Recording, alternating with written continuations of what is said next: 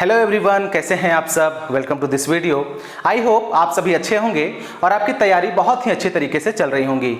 तो स्टूडेंट्स, आज की इस क्लास में हम लोग क्लास 10 एनसीईआरटी मैथ की बुक का चैप्टर 4 एक्सरसाइज 4.1 को यानी कि प्रश्नावली 4.1 को डिस्कस करेंगे और हम लोग देखेंगे कि जितने भी क्वेश्चन इसमें दिए गए हैं वे सारे क्वेश्चन किस प्रकार से सॉल्व होंगे। तो चलिए बिना किसी देरी के हम लोग आज का इस सेशन बहुत ही इंटरेस्टिंग होने वाला है, तो हम लोग आज इसको शुरू करेंगे। तो सबसे पहले हम लोग को जानना होगा कि चैप्टर 4 जो है यानी कि 4.1 चैप्टर जो है हमारा क्या है। तो इसमें हम लोग को देखना है कि द्विघात समीकरण क्या होता है। ठीक है, तो सबसे पहले हम लोग जानेंगे कि द्विघात समीकरण क्या होता है। तो यहाँ पे हम लोग देखिएगा कि क्या हम लोग देखेंगे द्विघात समीकरण।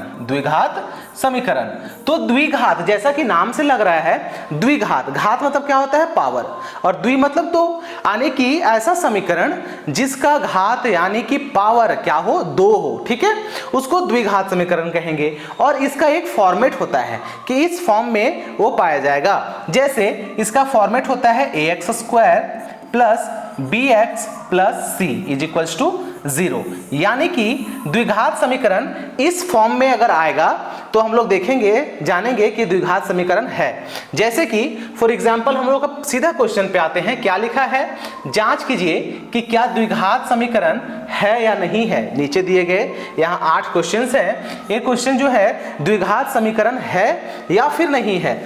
तो इसके लिए देखिए क्या करना होगा। सबसे फर्स्ट क्वेश्चन हमारा क्या है, x प्लस 1 का whole square is equals to 2 bracket में x माइनस 3। अब इसको हम लोग को चेक करना है कि द्विघात समीकरण है या नहीं।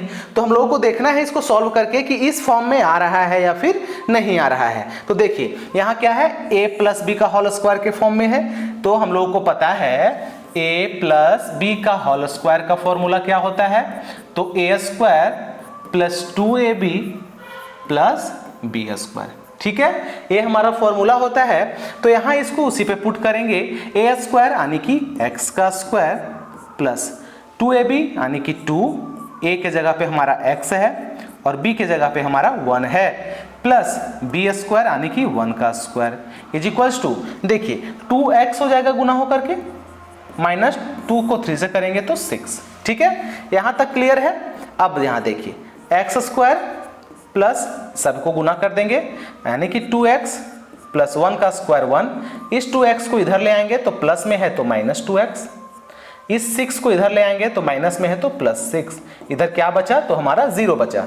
ठीक है, अब नेक्स्ट है देखिए x स्क्वायर का x स्क्वायर होगा प्लस 2x और 2x, माइनस और प्लस है दोनों कट जाएगा। यहाँ क्या बचा देखिए, तो प्लस 1 और प्लस 7 क्या हो, प्लस 6 प्लस 7। इस फॉर्म में हमारा आया। अब आप देख रहे हैं कि जो हमारा ये जो फॉर्मेट किस फॉर्म में आया है सो बताइए। अब ये जो फॉर्म है क्या इसके रूप में है, तो हम लोग देख पा रहे हैं कि x स्क्वायर तो है। a का मतलब क्या है, a मतलब कोई भी नंबर, जैसे 1 2 3। तो यहाँ देख रहे हैं हम लोग, यहाँ कुछ नहीं है तो क्या है, यहाँ चलिए अलग कलर से हम लोग देखते हैं। यहाँ क्या है, कुछ नहीं है तो 1 है। ठीक है, यानी कि 1x स्क्वायर तो हो गया ना, प्लस अब देखिए bx, तो b का वैल्यू कुछ भी हो सकता है, 0 भी हो सकता है ना। तो मान लीजिए इसको 0x लिख सकते हैं, क्योंकि 0x को 0 से गुना करेंगे तो 0 हो जाएगा। प्लस c के जगह पे हमारा कोई नंबर है 7, तो 7 यानी कि इसके बराबर 0। तो देखिए ये इस फॉर्म में आ गया कि नहीं आया, यानी कि x स्क्वायर है और c है, b का वैल्यू हमारा 0 है, इस फॉर्म में आ गया। यानी कि ये क्या होगा, द्विघात समीकरण है। क्या होगा, द्विघात समीकरण है। तो यहां लिखेंगे अतः यह समीकरण क्या है, द्विघात समीकरण है। ठीक है, इस फॉर्मेट में आ जाएगा तो हमारा समीकरण द्विघात होगा। चलिए अब हम लोग सेकंड में चलते हैं। अब सेकंड में हम लोगों को सेम प्रोसेस ये करना है। देखिए सेकंड नंबर का क्वेश्चन क्या दिया गया है, सेकंड का question x square minus 2x is equals to minus 2 and 3 minus x। ठीक है, ये हमारा है। अब देखिए इसको सॉल्व करेंगे तो क्या होगा, देखिए x स्क्वायर का x स्क्वायर माइनस 2x हो जाएगा, माइनस 2 3 के साथ गुना होगा तो माइनस 6, -2 -x के साथ गुना होगा तो +2x। क्लियर है। अब देखिए सबको इधर लेके आना हम लोगों को, एक्स स्क्वायर का x square minus 2x plus 6 and ये माइनस प्लस में है तो माइनस 2x हो जाएगा। क्लियर है।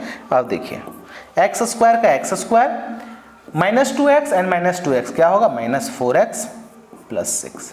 अब बताइए क्या a x square plus b x plus c के फॉर्म में है, इस फॉर्म में है, आप बताइए।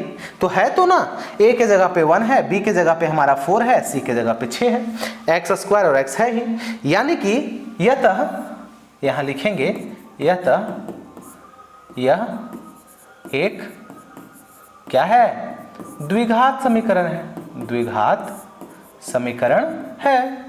ठीक है, तो इस तरह से हम लोग इसको बनाएंगे।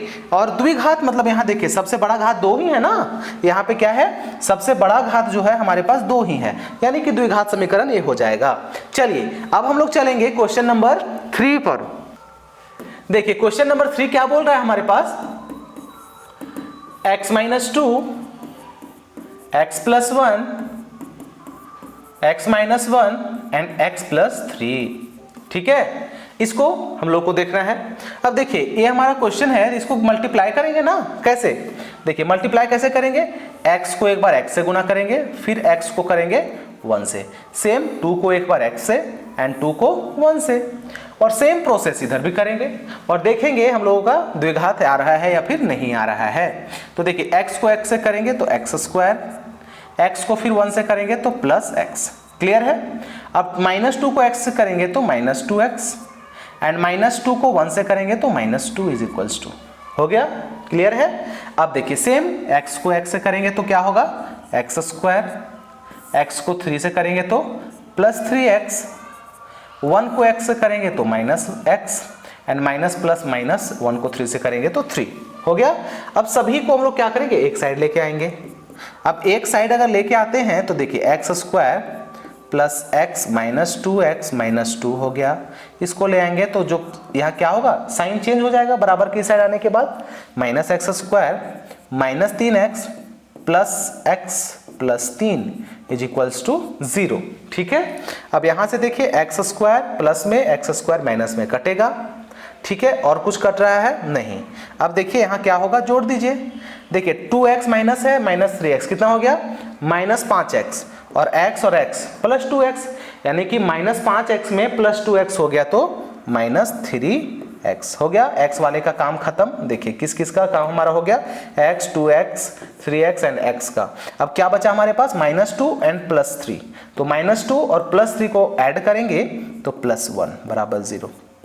अब आप बताइए क्या यहाँ एक्स स्क्वायर है, एक्स स्क्वायर है, इस फॉर्म में आया है क्या, a x square plus b x plus c, इस फॉर्म में आया है क्या, नहीं आया है ना।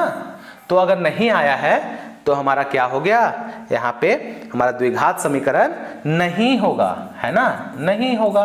क्या नहीं होगा, तो द्विघात समीकरण हमारा नहीं होगा। ठीक है, क्लियर है। अब चलिए अब हम लोग चलेंगे क्वेश्चन नंबर 4 में, या फिर 4 आप लोग इसको खुद से सॉल्व करेंगे। सेम प्रोसेस सारे में करना है, ठीक ना, सेम प्रोसेस। देखिए यहाँ पे जब हम लोग देखिएगा इसमें जाएंगे तो यहाँ a माइनस बी का होल स्क्वायर का फॉर्मूला यूज करना है, बाकी सेम प्रोसेस।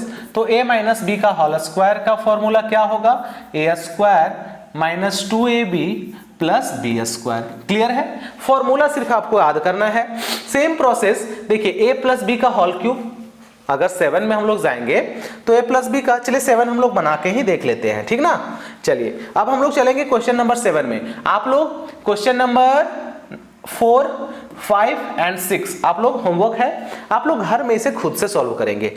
चलिए क्वेश्चन नंबर 7 हमारे पास है, क्या है, x प्लस 2 का होल क्यूब बराबर 2x एक्स स्क्वायर माइनस 1। ठीक है, ये द्विघात समीकरण है या नहीं, इसको हमें बताना है।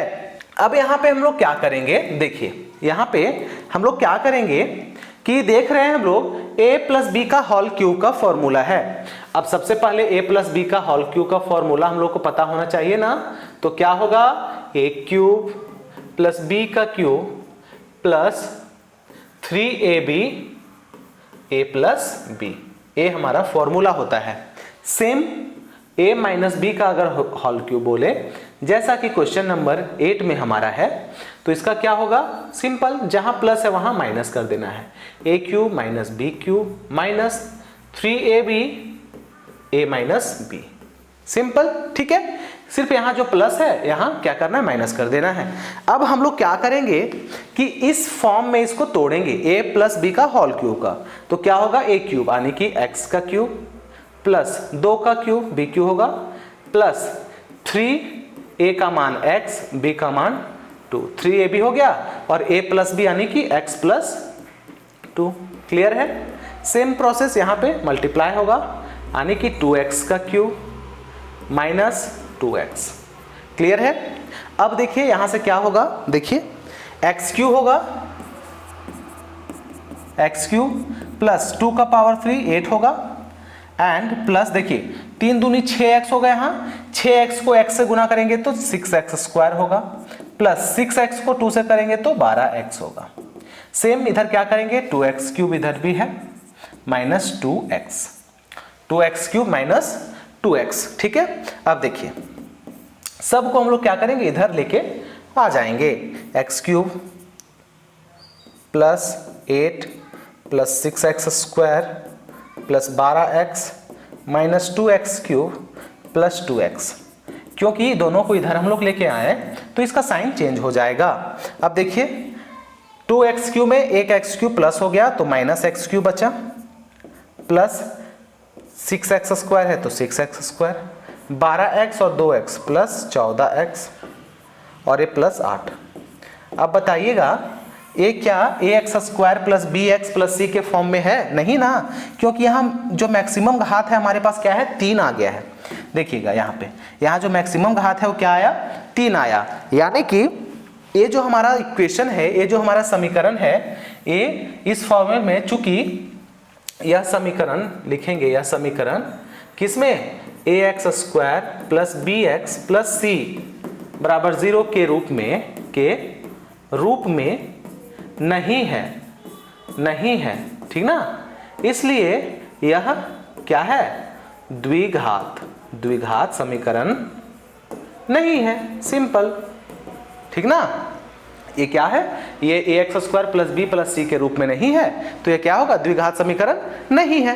क्लियर। इस तरह से हम लोग इसको बनाएंगे। आपके पास 8 क्वेश्चन यहाँ दिया हुआ है और 8 क्वेश्चन बहुत ही ज्यादा इंपॉर्टेंट है। आप लोग इसको देखिए, 8 नंबर भी आप लोग खुद से करें। a माइनस बी का होल क्यूब का फॉर्मूला लगेगा, जो कि हम लोगों ने यहाँ पे लिख दिया है। चलिए अब हम लोग चलते हैं इसके सेकेंड नंबर क्वेश्चन पे और देखेंगे कि सेकेंड नंबर क्वेश्चन हमारे पास क्या है। क्या बोला है, निम्न स्थितियों को द्विघात समीकरणों के रूप में व्यक्त कीजिए। यहाँ पे किसी का मान नहीं लिखना, सिर्फ द्विघात समीकरण यानी कि ax square plus bx plus c बराबर 0 के रूप में हमको यहाँ क्या करना है, इसको बना करके छोड़ देना है। ठीक है, चलिए हम लोग क्या करेंगे, तो हम लोग अब इसको सॉल्व करेंगे। देखिए क्या है, एक आयताकार भूखंड है, उसका क्षेत्रफल 528 मीटर स्क्वायर है। देखिए सबसे पहले यहाँ हम लोग को फिगर ड्रॉ करना है। देखिए ये हमारा क्या है, आयत है ना, क्या है, आयत है। एक भूखंड हो गया, जमीन का टुकड़ा हो गया, जिसका क्षेत्रफल दिया है, क्या दिया है, जो दिया है उसको हम लोग लिख लेंगे हल में। दिया है क्षेत्रफल बराबर 528 मीटर स्क्वायर। क्लियर है। क्षेत्र की लंबाई मीटर में है, चौड़ाई के दुगने से एक अधिक है। देखिए क्षेत्र का जो लंबाई है ना, वो चौड़ाई के दुगने से एक अधिक है। तो चलिए माना कि क्या होगा, देखिए अगर क्या बोला है, लंबाई चौड़ाई के दुगने से एक अधिक है। अगर चौड़ाई x है तो लंबाई क्या है, इसका 2 गुना से एक अधिक। 2 गुना से एक अधिक मतलब इसका 2 गुना यानी कि 2x और एक अधिक मतलब प्लस। अगर आप कोई 2 दोस्त हैं और अगर आपके पास 10 रुपया है और आपके दोस्त के पास आपसे 2 गुने से 2 अधिक है या फिर 2 गुनों से 1 अधिक है, तो उसके पास कितना रुपया होगा, आपके पास 10 है तो उसके पास 2 गुना से 1 अधिक यानी कि 10 दूना 20 रुपया और 1 रुपया एक्स्ट्रा है यानी कि 21 रुपया है। सेम प्रोसेस यहाँ क्या बोला है कि लंबाई जो है वो चौड़ाई के 2 गुने यानी कि 2x हो गया, उससे 1 अधिक प्लस 1 होगा। तो यहां माना कि चौड़ाई बराबर क्या x, तो लंबाई बराबर क्या 2 गुना से 1 अधिक यानी कि प्लस हो गया। ठीक है, हमें भूखंड की लंबाई और चौड़ाई ज्ञात करनी है, तो इसका क्या होगा, हम लोग को द्विघात समीकरण निकालना है। तो देखिए लंबाई पता चल गया, चौड़ाई पता चल गया, क्षेत्रफल पता है, तो आप बताइए, तो चूंकि क्या आयत का क्या होता है, क्षेत्रफल बराबर क्या होता है बताइए, तो लंबाई गुना में चौड़ाई होता है कि नहीं होता है। अब लंबाई हम लोगों को पता है 2x + 1 एंड चौड़ाई हम लोग को पता है x। तो आप बताइए ये द्विघात समीकरण में कैसे आएगा, इसको गुना करेंगे इसके साथ 2x² + x है ना, बराबर क्या बचा इधर 500। देखिए इधर आयत का क्षेत्रफल तो दिया है ना, गिवन है 528। ठीक है, तो इसको लिख सकते हैं कि नहीं, 2x² + x बराबर 528, या फिर 2x² + x - 528। अब बताइए, आप ये द्विघात समीकरण में आ गया है ना, ax² + bx + c के फॉर्म में आ चुका है, तो ये हमारा क्या होगा, सिंपली आंसर हो जाएगा। क्लियर है। चलिए अब हम लोग चलते हैं इसके सेकंड नंबर क्वेश्चन में और देखेंगे सेकंड नंबर क्वेश्चन क्या कह रहा है। ठीक है, चलिए क्या है, 2 क्रमागत धनात्मक पूर्णांकों का गुणनफल 306 है, तो पूर्णांकों को ज्ञात करना है, तो एक ऐसा समीकरण आपको बनाना है जिससे पूर्णांक ज्ञात हो जाए। तो क्या बोला है, 2 धनात्मक मतलब पॉजिटिव इंटीजर्स यानी कि जो प्लस में हो, माइनस में नहीं चाहिए। तो माना कि देखिए 2 धनात्मक दिया तो नहीं ना है, तो क्या करेंगे, तो इसका सॉल्यूशन में 2 क्रमागत बोला है, तो आप बताइए क्रमागत मतलब क्या होगा। तो जैसे अगर हम मान लीजिए कि बोले कि 10 के बाद क्या आता है, 11 आता है। अगर बोले 50 के बाद क्या आता है, 51 आता है, 51 आता है। तो ये दोनों क्या हो गया, क्रमागत हो गया, मतलब क्रम के अनुसार। जैसे अगर 1 ले तो 1 के बाद 2, 4 के बाद 5, 10 के बाद 11, क्रमागत हुआ ना, तो उसी क्रमागत का यहाँ बात किया गया है।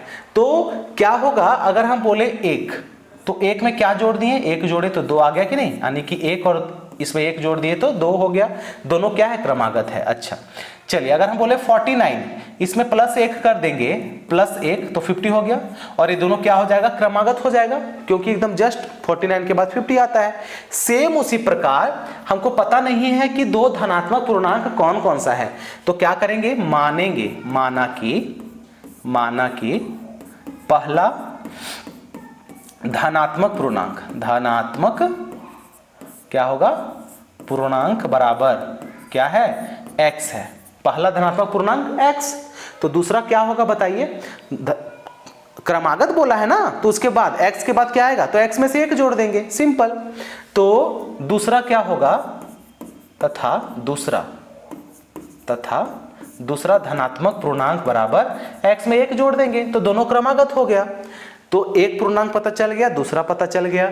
अब बोला है दोनों का गुणनफल, तो चूंकि दोनों का गुणनफल क्या है, दोनों का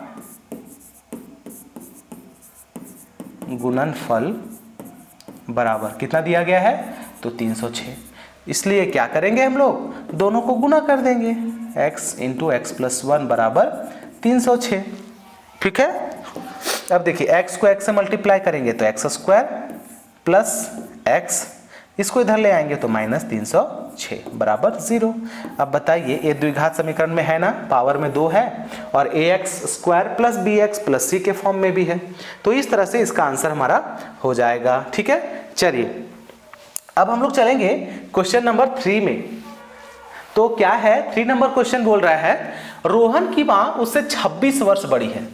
तो रोहन की मां उससे कितनी वर्ष, 26 वर्ष बड़ी है। रोहन अगर 10 साल का है तो उसकी मां 26 साल, यानी कि 10 + 36 साल हो गया। अच्छा, उनकी आयु में वर्षों में का गुणनफल अब से 3 वर्ष पश्चात 360 हो जाएगा। तो इस तरह का क्वेश्चन हम लोग चैप्टर नंबर 3 में भी देखे थे, बहुत ही इजी है। देखिए क्या करना है, तो रोहन की मां उससे 26 वर्ष बड़ी है। तो सबसे पहले हम क्या बताए थे, इस तरह का क्वेश्चन में सॉल्यूशन में क्या करना है कि मानना है, माना कि इनका वर्तमान आयु तो नहीं दिया है ना, तो माना कि रोहन की वर्तमान आयु बराबर क्या है, x है। वर्तमान आयु x मानते हैं क्योंकि हमको पता नहीं है कि अभी कितना साल का है। तो उसकी मां, उसकी तथा उसकी मां की वर्तमान आयु बराबर कितना हो जाएगा बताइए। तो रोहन की मां उससे 26 वर्ष बड़ी है, तो अभी अगर x है, उसकी मां 26 साल बड़ी है, तो x में 26 जोड़ देंगे। समझ में आया?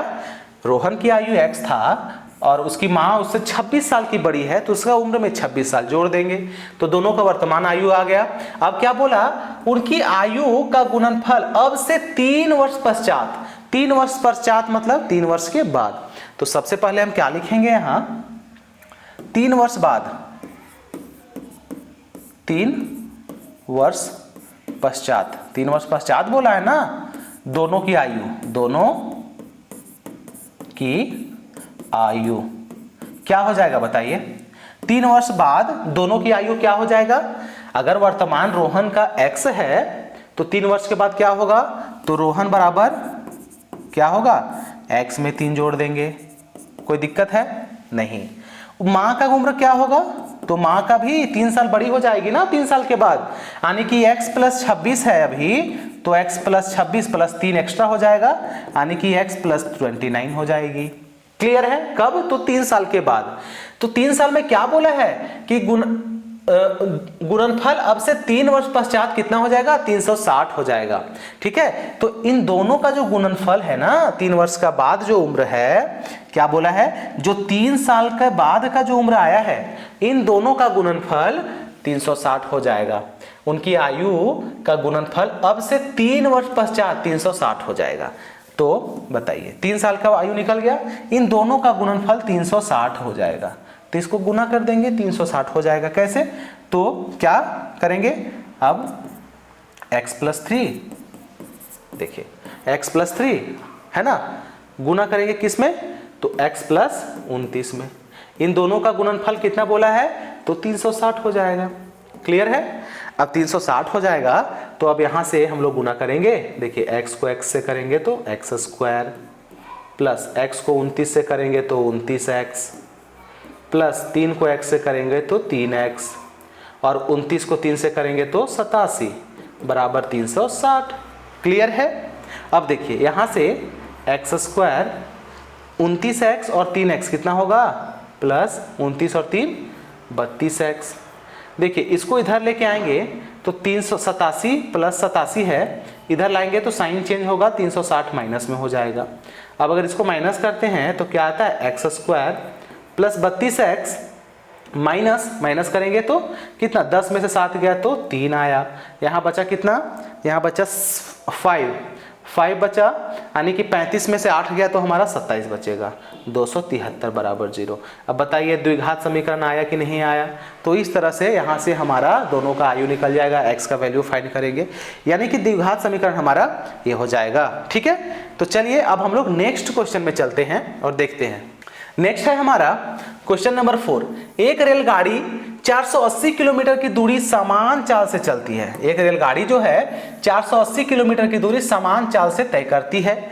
इसकी चाल 8 किलोमीटर प्रति घंटा कम होती तो वह उस दूरी को तय करने में 3 घंटा समय अधिक लेती। ठीक है, तो इस क्वेश्चन को हम लोग कैसे हल करेंगे, तो हम देख पा रहे हैं कि कितना दूरी चली हो, तो 480 किलोमीटर की दूरी पे। ठीक ना। अब देखिए सबसे बड़ी बात क्या है, सबसे पहले यहाँ पे हल अगर हम करेंगे इसका, अगर इसका हल हम करेंगे तो देख पा रहे हैं कि दूरी तो दिया है ना, दूरी कितना दिया हुआ है, दूरी हमारे पास 480 किलोमीटर है, 480 किलोमीटर दिया गया है। अच्छा चाल दिया गया है नहीं ना, समान चाल बोला है। अब जो समान चाल है तो मानेंगे ना, माना कि किसके द्वारा, रेलगाड़ी द्वारा, रेलगाड़ी द्वारा सामान्य चाल बराबर, सामान्य चाल तो नहीं दिया गया है ना, तो x किलोमीटर प्रति घंटा ले लेंगे। क्लियर है, दूरी दिया है, चाल हम लोगों ने x मान लिया। तो अब बताइए समय निकलेगा, समय, इसलिए समय बराबर, अब समय का फॉर्मूला क्या होता है, हमारे पास एक फॉर्मूला होता है, चाल बराबर दूरी बटा समय, चाल बराबर दूरी बटा समय। ये हमारे पास एक फॉर्मूला होता है। तो समय बराबर क्या होगा, तो सेम दूरी बटा में चाल हो जाएगा, दूरी बटा में चाल होगा। यानी कि समय जो है उस समय क्या होगा, समय बराबर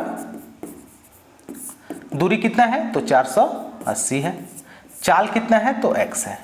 ठीक है, अब देखिए क्या बोला है आगे, यदि इसकी चाल 8 किलोमीटर प्रति घंटा कम होती। अब देखिए ये समय जो है ना, ये हमारा समय 1 इसको मान के चलेंगे। देखिएगा ये हमारा क्या होगा, समय 1 यानी कि टाइम 1, t1 हमारा कितना होगा 480 बटा में x होगा।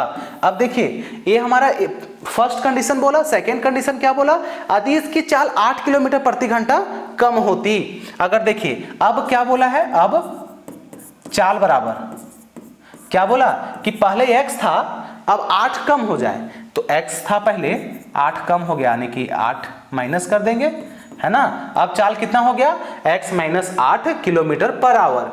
तो उसी दूरी यानी कि दूरी बराबर सेम दूरी, वही दूरी रहेगा, जितना दूरी 480 था वही दूरी फिर रहेगा 480 किलोमीटर। ठीक है, अब क्या होगा, तो 3 घंटे अधिक समय, तो पहले टाइम निकालेंगे ना, टाइम बराबर सॉरी t2 हो जाएगा, यहाँ t1 तो हम लोग यहाँ था, t2 बराबर क्या होगा, सेम फॉर्मूला दूरी बटा चाल, दूरी कितना है 480, चाल कितना है नया वाला x माइनस 8। क्लियर है, t1 आ गया, t2 आ गया। अब क्या बोला है, आप देखिएगा कि इन दोनों जो है 3 घंटा अधिक समय लेती, मतलब दोनों को माइनस करेंगे तो कितना आएगा, 3 आएगा। अगर मैं बोलूं कि आपके पास 10 रुपया है, आपके पास आपके दोस्त के पास आपसे 4 रुपया अधिक है, यानी कि आपका दोस्त के पास 14 है, आपके पास 10 है, यही ना हुआ।